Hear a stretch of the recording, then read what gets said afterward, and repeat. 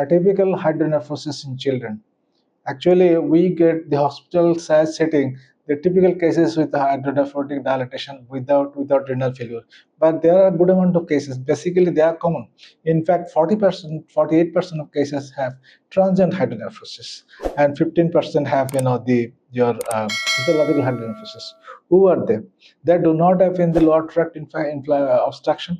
They do not have VAR. They do not have reflux and junction obstructions, basic ureteric and ureter-pelvic junction obstructions, post-urethral valve, ureter seal, megarureter, etc., and urethral valve, and any obstruction that do not have.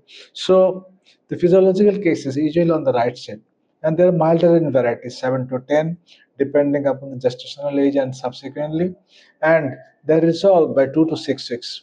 They do not have usually any symptom, and pregnancy-related the progesterone maternal is contributed over here, and 90% of them do resolve or more good amount, almost good amount of time, and it do not have another severe sort of dilatations. If you investigate these cases, you won't have any junction obstruction, pelviureteric, basic ureteric, or the reflux, nothing.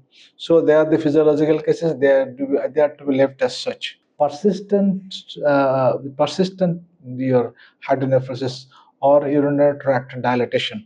If it is beyond 1 year, certainly it is not physiological. I said physiological result by 6 weeks or so, something, not more than 3 months. So if this is not the case, then there is junction obstruction, the above said two, reflux, or and other lower tract obstructions. So that to be investigated by an MCU or GU and your MAC3 renal scan. And then if it persists beyond 1 year, 2 years, or 3 years, something, with or without renal impairment, you should go for extensive investigations.